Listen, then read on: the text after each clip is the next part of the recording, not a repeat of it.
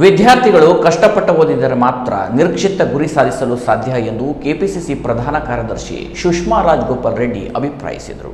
ಉತ್ತರ ಕನ್ನಡ ಜಿಲ್ಲಾ ರಾಮಕ್ಷತ್ರಿಯ ವಿದ್ಯಾವರ್ಧಕ ಸಂಘ ಹಳದಿಪುರ ವತಿಯಿಂದ ಹೊನ್ನಾವರದ ಲಕ್ಷ್ಮೀನಾರಾಯಣ ಸಭಾಭವನದಲ್ಲಿ ಹಮ್ಮಿಕೊಂಡ ಪ್ರತಿಭಾ ಪುರಸ್ಕಾರ ಕಾರ್ಯಕ್ರಮವನ್ನು ಉದ್ಘಾಟಿಸಿ ಮಾತನಾಡಿದ ಕೆಪಿಸಿಸಿ ಪ್ರಧಾನ ಕಾರ್ಯದರ್ಶಿ ಸುಷ್ಮಾ ರಾಜಗೋಪಾಲ ರೆಡ್ಡಿ ಅವರು, ವಿದ್ಯಾರ್ಥಿಗಳು ಕಷ್ಟಪಟ್ಟು ಓದಿದರೆ ಮಾತ್ರ ಹೆಚ್ಚಿನ ಅಂಕ ಗಳಿಸಲು ಸಾಧ್ಯ. ಸಾಧಕ ವಿದ್ಯಾರ್ಥಿಗಳು ಇತರೆ ವಿದ್ಯಾರ್ಥಿಗಳಿಗೆ ಪ್ರೇರಣೆ ನೀಡುತ್ತಿದ್ದು, ಪ್ರತಿಭಾವಂತರನ್ನು ನೋಡಲು ಹೆಮ್ಮೆಯಾಗುತ್ತದೆ.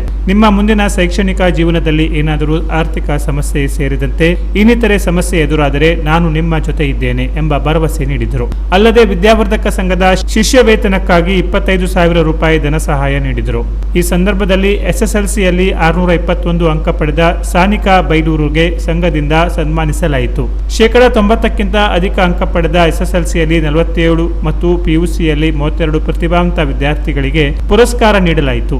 ಕೆಲ ಪ್ರತಿಭಾವಂತ ವಿದ್ಯಾರ್ಥಿಗಳು ತಮ್ಮ ಅನಿಸಿಕೆಯನ್ನು ಹಂಚಿಕೊಂಡರು. ಕಾರ್ಯಕ್ರಮದ ಅಧ್ಯಕ್ಷತೆ ವಹಿಸಿದ್ದ ಸಂಘದ ಅಧ್ಯಕ್ಷರಾದ ಪ್ರಶಾಂತ್ ಪಿ ನಾಯ್ಕ್ ಅವರು ಮಾತನಾಡಿ, ನಮ್ಮ ಸಮಾಜದ ಯಾವ ವಿದ್ಯಾರ್ಥಿಯೂ ಶಿಕ್ಷಣದಿಂದ ವಂಚಿತರಾಗಬಾರದು. ಏನೇ ಕಷ್ಟವಿದ್ದರೂ ಸಂಘಕ್ಕೆ ತಿಳಿಸಿ ಸಹಾಯ ಪಡೆದುಕೊಳ್ಳಬೇಕು ಎಂದರು. ಕಾರ್ಯಕ್ರಮದಲ್ಲಿ ಸಂಘದ ಪ್ರಧಾನ ಕಾರ್ಯದರ್ಶಿ ಆನಂದ್ ವೈ ನಾಯ್ಕ್ ಸ್ವಾಗತಿಸಿ ಪ್ರಸ್ತಾವಿಸಿದರು. ವಿದ್ಯಾರ್ಥಿಗಳು ಗಟ್ಟಿ ನಿರ್ಧಾರವನ್ನು ತೆಗೆದುಕೊಂಡು ಬೆಳಿಗ್ಗೆ ಬೇಗನೆ ಎದ್ದು ದೇವರ ಸ್ಮರಣೆ ಮಾಡಿ ಅಧ್ಯಯನ ಮಾಡುವ ಜೊತೆಗೆ ಖುಷಿಯಿಂದ ಇರಬೇಕು ಎಂದು ಕರೆ ನೀಡಿದರು. ವೇದಿಕೆಯಲ್ಲಿ ಲಕ್ಷ್ಮೀನಾರಾಯಣ ದೇವಸ್ಥಾನದ ಅಧ್ಯಕ್ಷ ಮೋಹನ ಸಾಳೆ ಹಿತ್ತಲ, ನೌಕರರ ಸಂಘದ ಅಧ್ಯಕ್ಷ ಸುರೇಶ್ ನಾಯ್ಕ್ ಇದ್ದರು. ಶೈಲಾ ಹಳದಿಪುರ ನಿರೂಪಿಸಿದರು. ಅಜಿತ್ ಸಾಳೆ ಹಿತ್ತಲ ವಂದಿಸಿದರು. Canara plus news Honnavar.